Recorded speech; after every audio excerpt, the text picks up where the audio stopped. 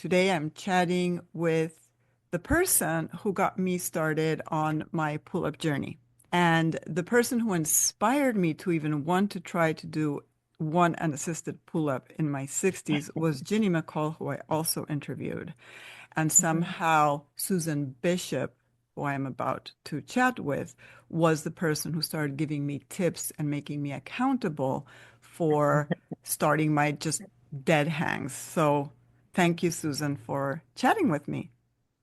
You're welcome. My larger goal is to inspire people in our age group and younger people who think they can't do it by seeing what we can do. Like five now and with a weighted vest.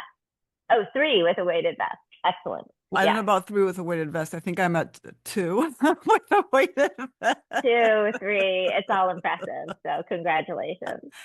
But thank you so very much. Before we even continue talking, can you tell people where to find you? You can find me at Susan Bishop Yoga on Instagram and Facebook and susanbishopyoga.com on the web with information about my private sessions and some group class recordings that you can see, all regarding handstands. So, interestingly, I am a college dropout, and you are quite the contrary. Can you speak to that a little bit? Although I'm currently a yoga teacher and handstand coach, my background is in mechanical engineering. I was a lifelong tinkerer. I spent a lot of time in my basement as a high school girl, probably not the most popular girl in high school. I went to school and studied mechanical engineering. I worked in plastic part design for a small company called Xerox. Ah, Yeah. And then I ran an injection molder and learned a lot about plastics. And then I went back to business school, got my MBA, and I ended up working in high tech sales and marketing in telecommunications for many years. And during that time, I've always had a love of movement, which has moved and changed over the years, but was always very active, played a lot of sports growing up, swam, played tennis, also moved out to the West Coast, did a lot of windsurfing, loved biking, hiking, skiing. And so I've always had movement in my life, but it was not my career until I got into my 30s. So I did start practicing yoga in my 20s, a Yangar yoga up in Seattle, Washington. that's crazy. For me, movement has always been about mental health. And the craziest Mm-hmm. thing is that I started practicing yoga at 12 years old. Thank you very much. Isn't that crazy? Mm, With a book by yeah. Richard Hittleman.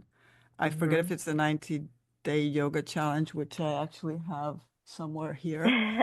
The same book that my dad gave me back in the day.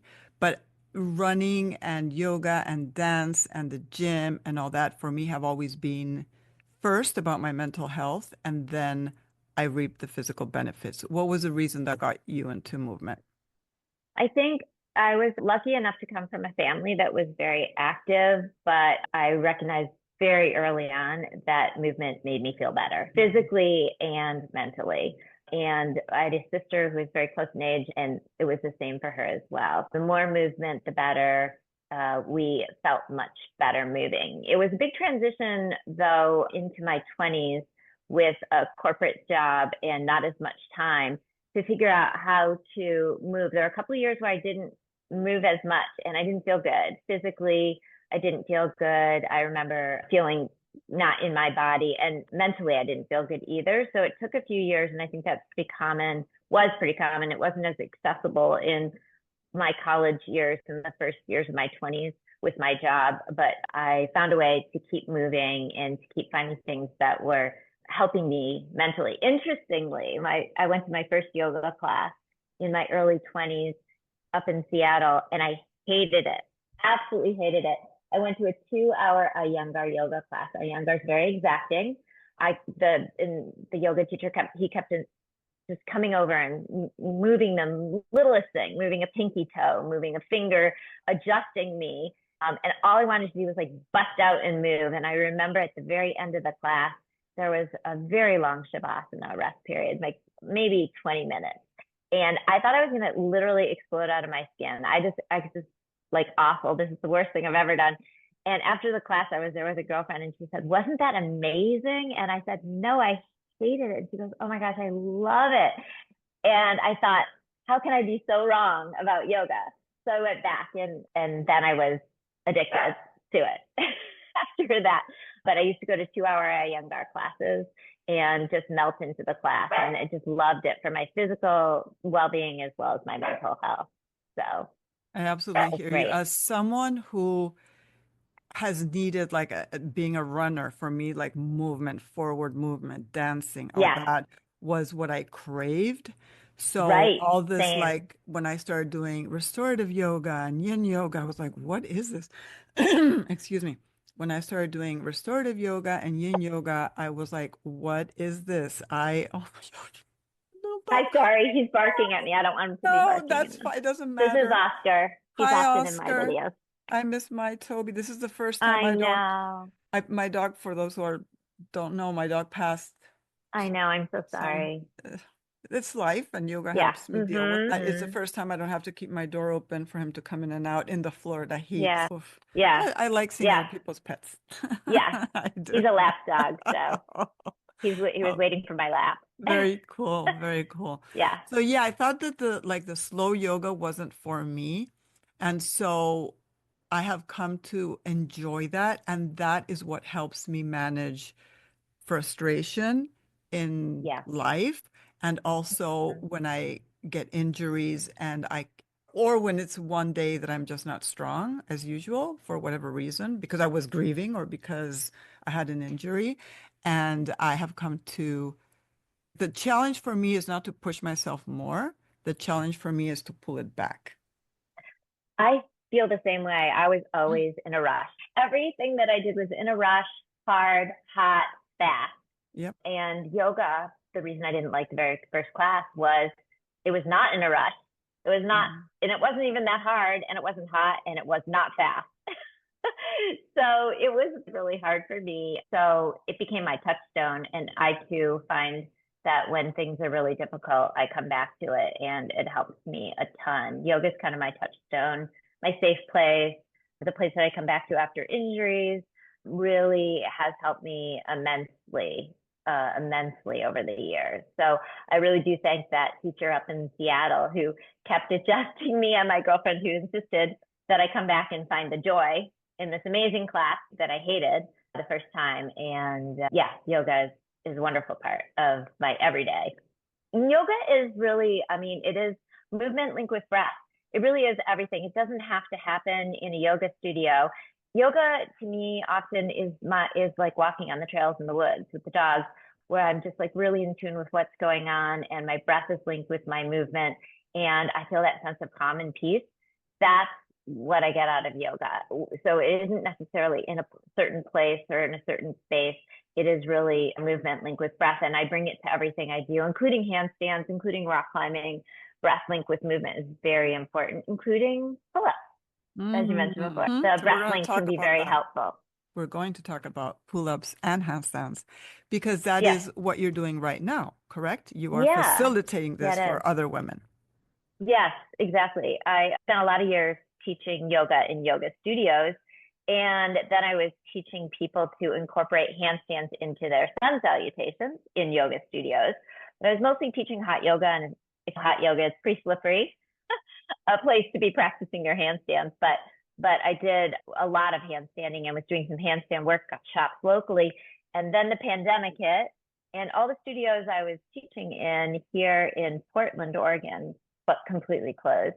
And everything went online. And I started to think about what could I offer to my students online. And there were so many teachers offering yoga classes, but I had another yoga teacher friend who I love tell me what people really want is to do something that maybe they haven't had a chance to do. They're stuck in their houses. You should just teach a handstand workshop. And I thought, yeah, maybe I'll just see what I can do. And I signed up for Zoom and I threw out a free yoga workshop right at the beginning of the pandemic. I was just about to teach some workshops here in Portland that were canceled. So I thought I'll just do it online. And I thought it would be really nice if I had 15 or 20 people show up. And I didn't ask people to pre register or pay, it was free. And I had over 300 people come to my first workshop from around the world. In fact, they crashed my Zoom package. Hurry up and buy more accessibility for Zoom. And then I just started offering workshops multiple times a day and multiple weeks, and had a very vibrant group workshop. You charged a minimal amount, primarily so that I could make sure I knew how many people I would have, because it's very interesting if you offer free things, people sign up and then they don't come. Anyway, we had hundreds of people in these workshops, and I did that for a few years. And now I primarily teach private. I teach very beginning students all the way up to beginning craft to handstand students. And handstanding is a strength skill. And since I came from the yoga community, upper body strength isn't always there for yogis. What then became part of my teaching as well was how to build the strength and proper alignment and proper techniques so you don't hurt yourself to the yoga community, so they could actually handstand, either incorporating handstands in their sun salutations or their yoga practice, or just a standalone handstand practice. So that's what I've been doing since 2020, is teaching people how to get on their hands, and more importantly, teaching people how to do hard things, to approach things that don't happen overnight, step by step, building it from the ground up, being patient, being accountable, having a consistent practice, things that translate into more than just a handstand practice. How do you manage a hard thing? How do you approach a hard thing? How do you keep yourself accountable? And how do you manage frustration? Because hard things are often frustrating. Are you willing to step back a little bit to move forward? We have to do that all the time. I do that all the time in my own practice. I love teaching these things to my students. I feel like they're life lessons, and I love the relationship that I have with all of my students from around the world.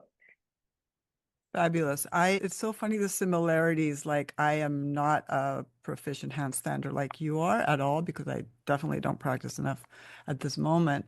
But that was one of my goals in my 50s. In my 40s, it was doing a half marathon. I didn't want to do a full one. I still injured my hip. And so running took a Mm, little bit of a back seat after that, but I'm glad I did it. In my 50s, it was I wanted to do a freestanding handstand by the age of 60. I did it at right. 56, and my 57th birthday picture is a handstand.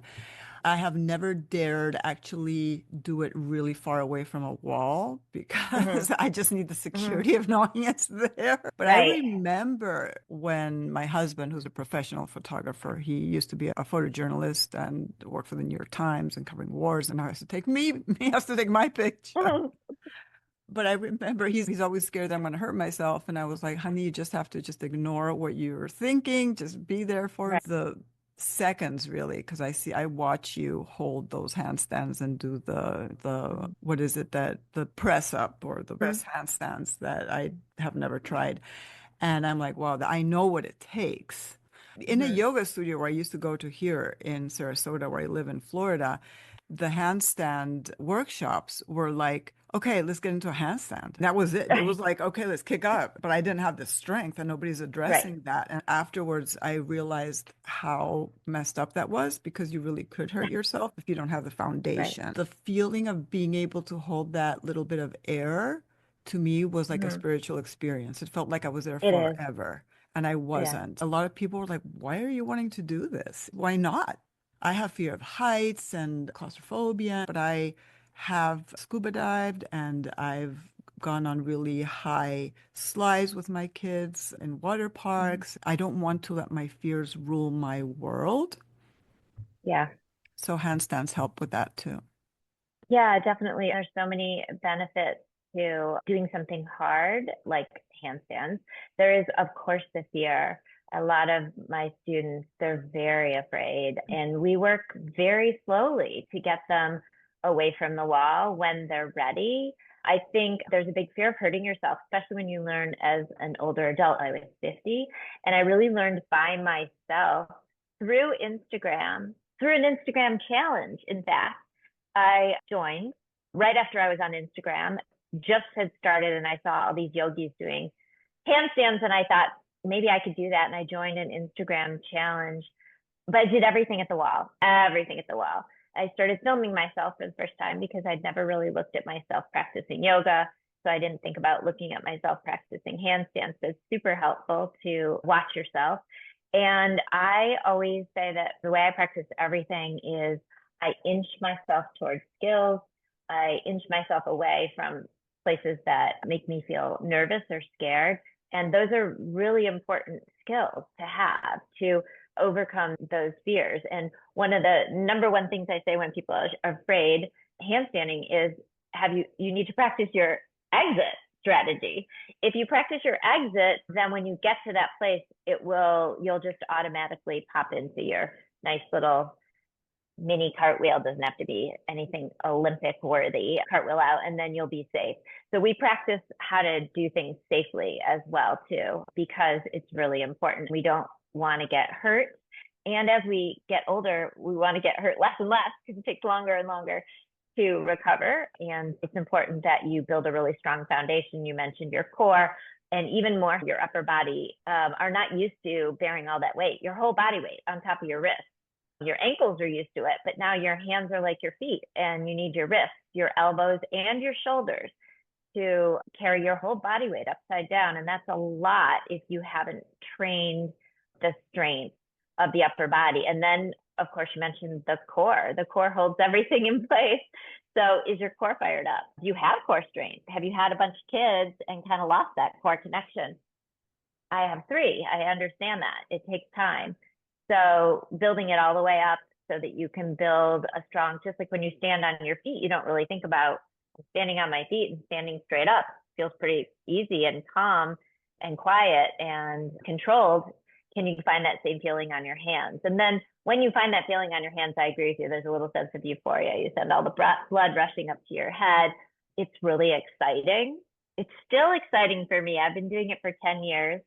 And I still get excited when I hold a handstand. I still think, how can I even do this thing that I never did, have no experience doing, have no gymnastics background, never even did anything other than maybe playing around doing some cartwheels in the grass as a young kid. It still gives me a rush of adrenaline and excitement literally every day. And I'm not making that up. I still Oh, find that excitement and that rush, whether I'm adding a couple more seconds to a hold or whether I've mastered a new transition or whether I just got on my hands that day. I just think it's just about showing up, and it's a sense of accomplishment, and it's joyful, truly, for oh my me. gosh. Yes, for me Yeah. as well. It's like Yeah. this playful, but at the same time empowering Empowering, I'd say thing. so. It's Just like like, pull up is so empowering, right? so for example, the pull up, which was never in my in 1 year, one and a some year ago, I had zero interest in pull ups because, as you were saying, I've always worked my lower body more because I had Right. the strength, and I think Right. we tend to naturally work what's easier for us. Right. Women in general, for sure. And also I had torn my rotator cuff 2 years before I started the pull-ups, and I was still having more pain than Yeah. I felt I should have. But when I interviewed Ginny McCall, who is what is she, the oldest, oh my gosh, the oldest contestant to have finished a course. And I'm not quite sure if she's Yeah. just the oldest or the oldest female. I think she's just the oldest in It's general, but the incredible. oldest. Yeah. She really is. Yeah. And so we're talking, and she's telling me that she didn't get her first pull up until 63. And at the moment of Mm-hmm. interviewing her, I am 60. Mm-hmm. And the way she's talking about it is really firing me up. And I'm like, man, I didn't know what my challenge for my 60s was going to be. Maybe that's it.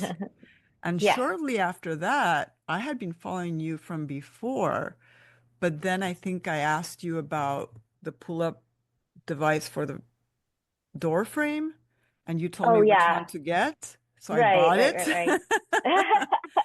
And then you offered to be accountable for the dead hangs, and Yeah. I just started doing Hmm. that. And I really, honestly, truly felt I was never going to get a Right. pull-up.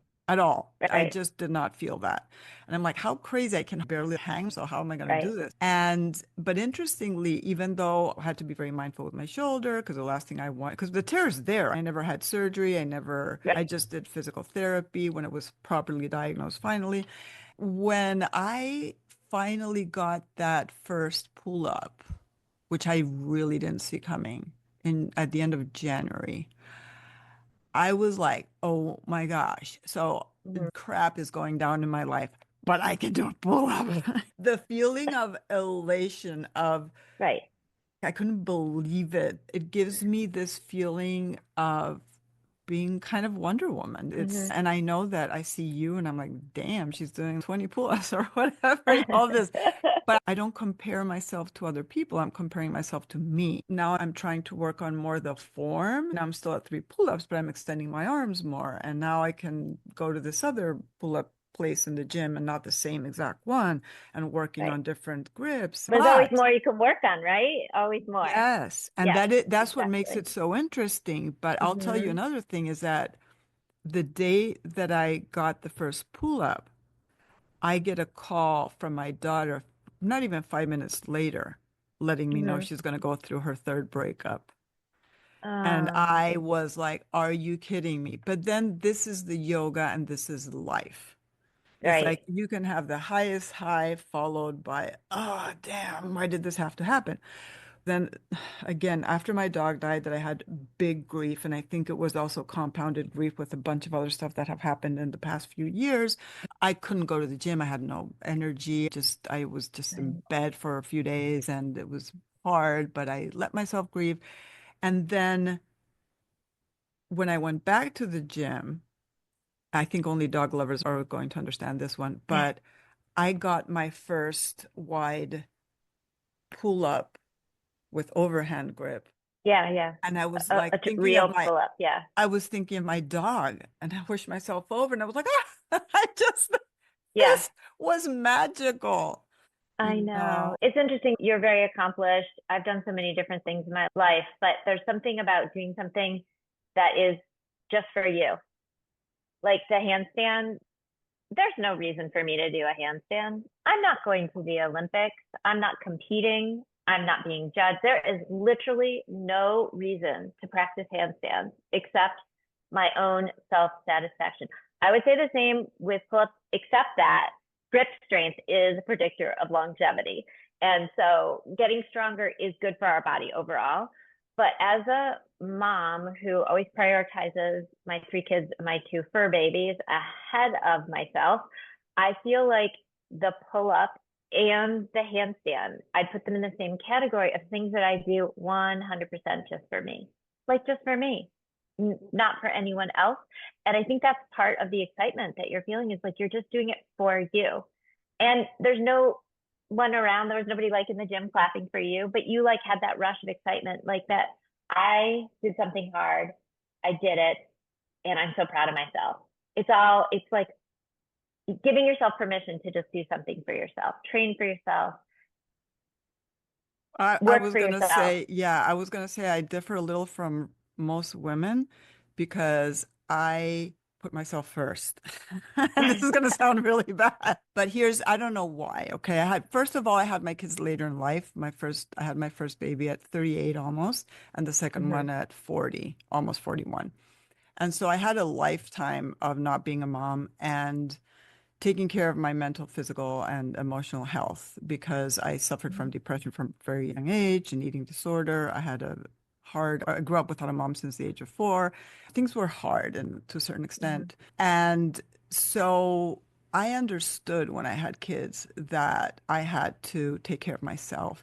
And I even had an argument once with my former father-in-law, now deceased. I was telling him could he please take care of the kids. One of them was a baby while I got a massage. He thought that was Hmm. preposterous. And I was like, I just need I Hmm. need this. And so when my kids were growing up, I've always told them, you need to put yourself first. Because if you're not Hmm. there for you, you can't do anything for anybody.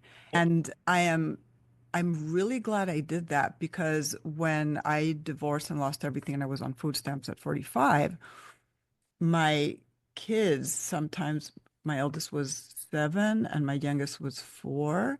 And she said, Mommy, I think you need to go for a run. Because she could see that I wasn't Yeah. okay. And so I Hmm. would sit them on the stoop of where we lived, the apartment building, and I would run around a lake where I could see them. So it was like when we go to a conference and you know those questions, when was the last time you did something for yourself? Like this morning, Right. I just did it.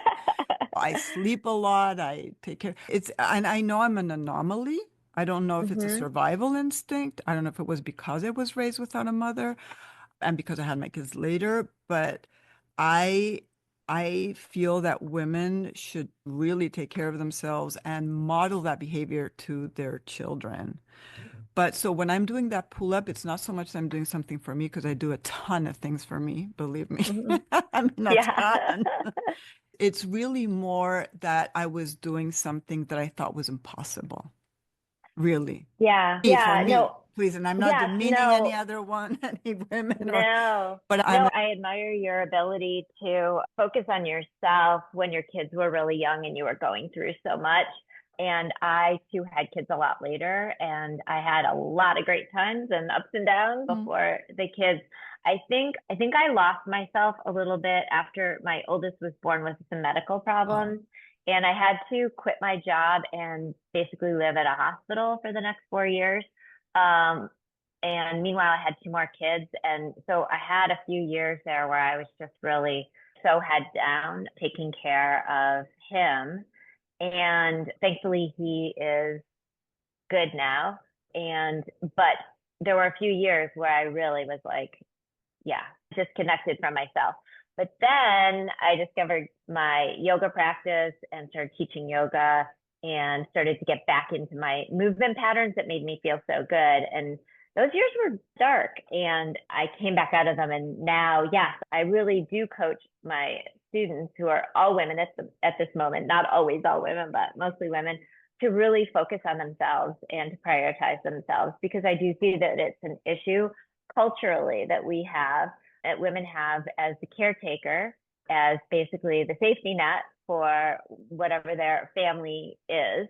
Doesn't necessarily include kids, but maybe includes animals and a partner. And they tend to not do things for themselves. And so I remind them that this is something that is going to be so exciting for you personally. This is for yourself, carving out the time to make this a priority, whether it's a handstand or going for a run around the block or doing a pull up, is so important for your physical and mental health, both. Physical health, more and more as you get older, not taking care of yourself has bigger repercussions. And for your mental health, all the way through your life. And I model that for my kids as well. They're really active. We go to yoga together, we go skiing together, we go hiking together, we go surfing together. I'm not a very good surfer, but I want to be a better surfer. We do it all. And I think that they know we talk about it in the same way that you talk to your kids about like taking care of yourself. When they're really stressed out, the first thing I ask them is, what have they been, have they taken a break? What are they doing for themselves? What kind of self-care are they doing? And whether that's a massage, as you mentioned, or acupuncture, which I love, going to a yoga class, or just taking a long walk in the woods and breathing deeply, all of those things. So important throughout your whole life. And you may find times in your life, like I did, where you fall off of that, where you shift your priorities a little bit, caring for the people or animals that you love, or your parents, aging parents too, as well. But making sure you make time for yourself so that you have that excitement and you have that sense of accomplishment that spurs you on because there's more you can do. You can do a fuller pull up, you can do another pull up, you can do pull ups with weight. I never thought I could do more than maybe one or two pull ups. That's about what I did in my early 50s. I could do one or two, and I thought, that's fine. I actually train pull ups because it's just so great for your overall health. It's a whole body strength movement, and I think all women should work on it. And I know it seems impossible. I know you mentioned that as well, that it seemed impossible. It seemed impossible to me at first too, but so did handstanding. I thought, is that even possible for me to learn from Instagram by myself in my house at a wall? And it is, and it was. And maybe it wasn't the most efficient, effective way to move through. If I'd had some coaching early on, it might have been better. But it was a process, and it's so satisfying.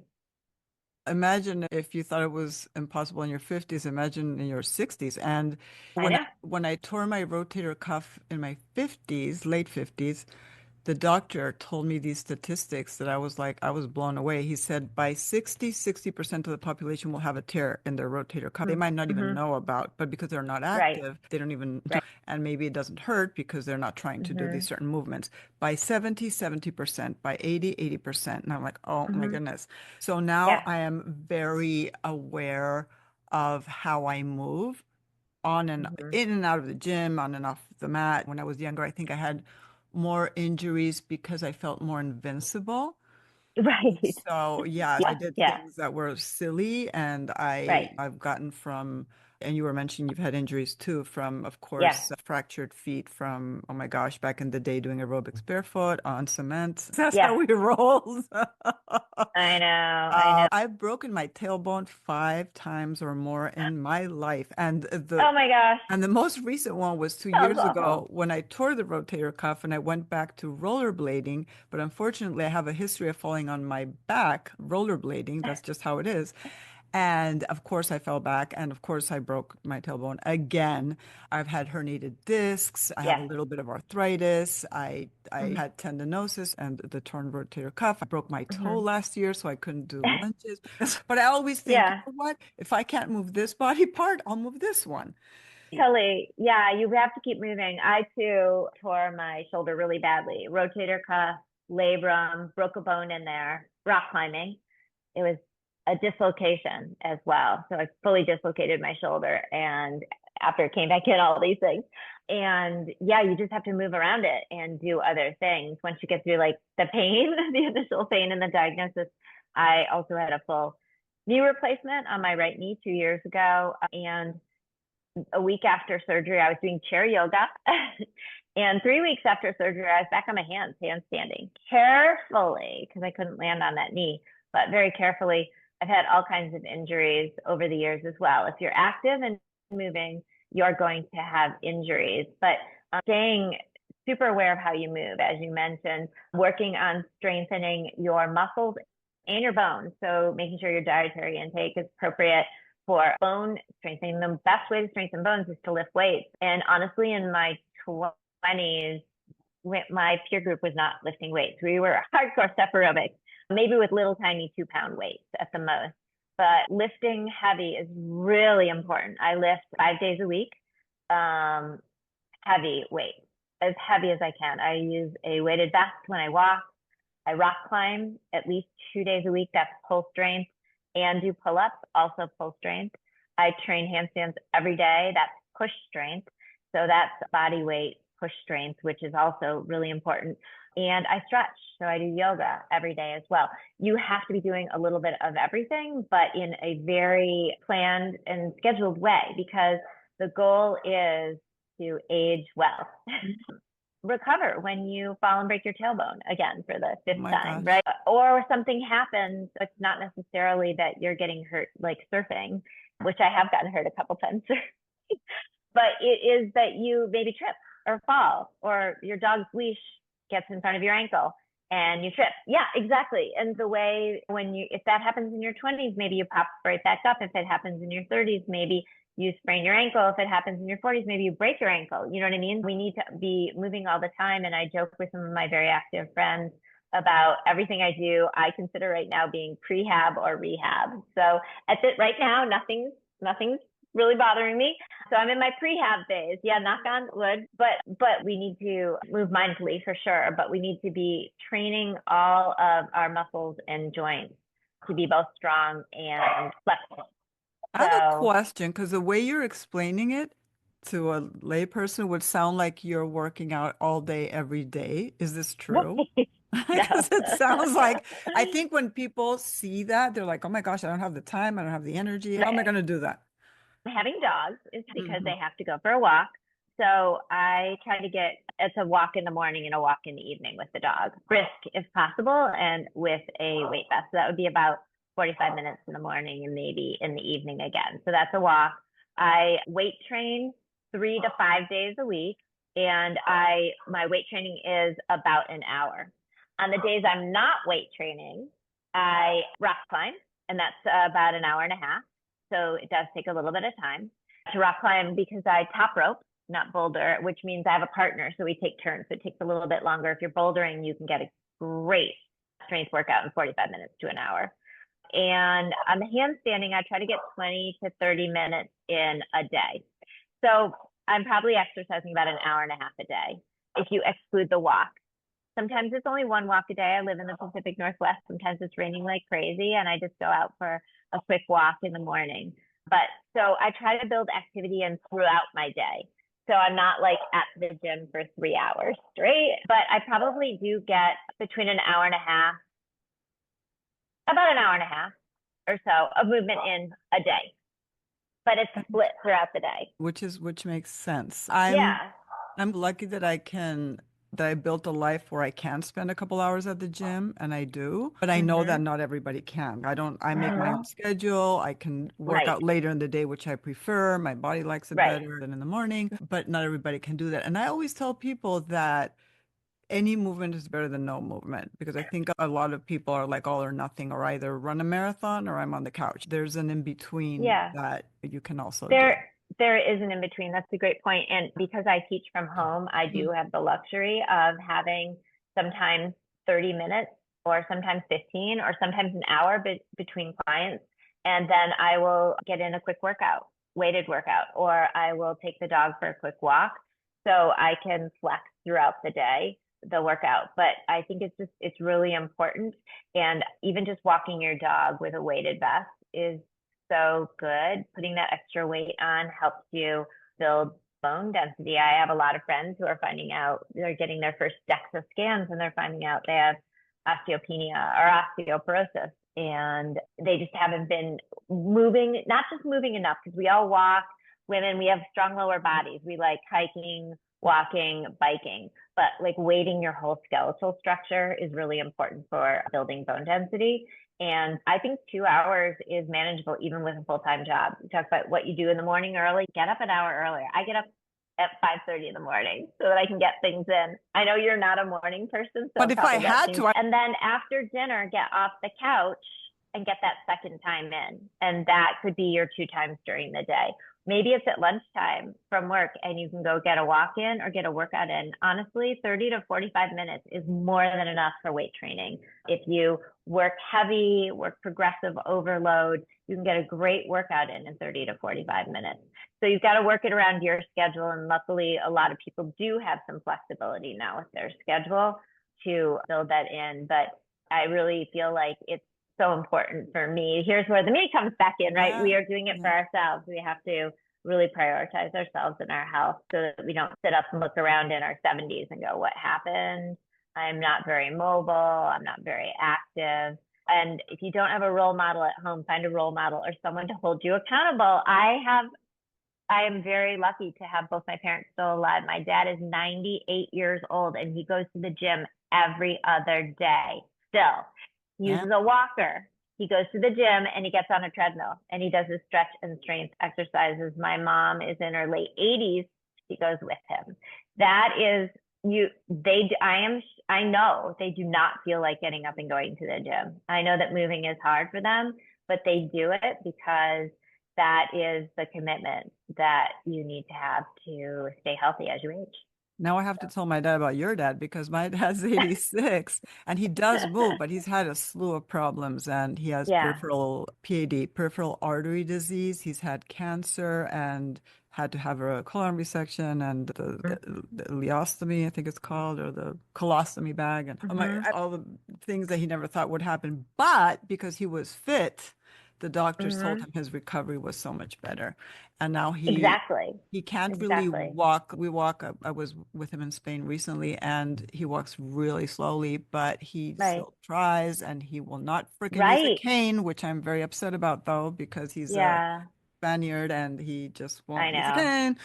But I finally got my dad using a walker all the time. Oh, yeah. My father will rather, I don't know, be a worm than do that, which is unfortunate. But he does have a stationary bicycle at home, which we gave him for his birthday, and he's using it, and it can still stretch and all that. So I'm glad. He was actually the person who got me into fitness. So I Isn't that am, amazing? yeah, Yeah. I'm glad because if you don't grow up with that, I think it's much Right. harder. It's hard, but you can find accountability buddies. Like I've been following up with you for a long Yeah, time on your yeah. pull-ups. You And I can find thank you people who, because maybe if I hadn't done that, because and I wasn't even that consistent at the beginning because of right, my arms your and my shoulder. Yeah. shoulder, and I was like, oh, Hmm. damn, and I felt bad and a little embarrassed when Hmm. I didn't do it a certain week, and I'm like, Oh, we all have. I feel like you take 5 steps forward and 3 back. That's life. yeah, And every skill that we're talking about. 5 steps forward, you get the flu, 3 steps back. Five oh steps my gosh, forward, for you have sure. a little injury, you take 2 steps back. But the Uh, point is, we're still moving forward. yeah. That's the goal, is still moving forward and challenging yourself in a way that's safe and makes sense given what's going on in your life at that moment. Absolutely, absolutely. Let's see, why do I think I already said everything that I wanted to ask you. Only supplements? Do you take absolutely anything? You're going to say no, and I'm going to be like, oh my God, because I take No, supplements. I do take some Oh, supplements. okay. I do. I take collagen and creatine. I put it in my morning. I call it my morning mash, my morning protein oatmeal mash that I eat pretty much every day, and lots of fiber. I try to get 110 to 120 grams of protein a day in 3 meals. I'm very focused on a nice balance of protein, carbs, and fat. I have a pretty fast metabolism because I'm weightlifting heavy and moving, but it wasn't always like that when I started perimenopause in my mid 50s and into menopause in my late 50s. Things slowed way down, and I was like, what is going on? So I changed out my dietary intake and the way I exercised and got things back on track, which is amazing. I feel really lucky that I was able to do that. I also take vitamin D. I know from my own blood work that I don't process vitamin D that well. I try to get most of my nutrients from whole foods, but not always able to. I also add D in because I live in the Pacific Northwest and it's gray here in the winter. Vitamin D is really important too. And I take an omega-3 complex as well. Those are things I take regularly to help myself feel. I also take magnesium at night before bed, which helps with my GI tract and also helps me feel more relaxed before bed. And I try not to have any screen time right before bed. And I go to bed really early. I know you're the night owl, but I go to bed really early and read, and I get up early as well, so I can get my movement in before I do other things. Like this morning, I walk my dog between 7 and 8 so that I can meet with you at 8 o'clock. It's just a commitment to myself, my body, and my health that I make these things a priority. Interesting. You mentioned that you take vitamin D because of where you live. Guess what? I live in Florida and I was vitamin D deficient Yeah, you because you I need to wear have the blood work to. sunscreen Right, and the right. doctor was like, "You're low." And I, what? So Yeah, I take yeah. vitamin D as well. It's So, important to know. And the other things is I do take HRT as well. yeah. I'm newer to it because I was very late to hit menopause just a couple of years ago, amazingly, was menopause for me. So I do take progesterone and estrogen, and I feel so much better doing that. And I also take testosterone topically, and that keeps my whole body healthy, and it keeps me feeling strong and keeps me feeling good. So I am a fan of HRT. Me too. So I've been on it yeah, for 10 years.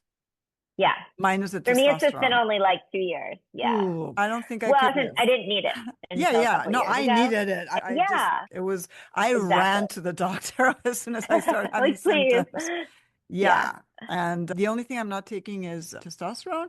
And just because right now I don't feel like I need it. But if I were anything that I thought or blood work showed that I needed, then I would definitely Yeah, you can look into it. you will know if you need it, Um, and your blood work will show as well. absolutely. I Those are the three. I think it's those three together are very important for women to start thinking about in their even mid 40s, because a lot of women need to start then, but it should just be in your top of mind that you need to consider it's something you might want to think about for your overall health and taking care of yourself.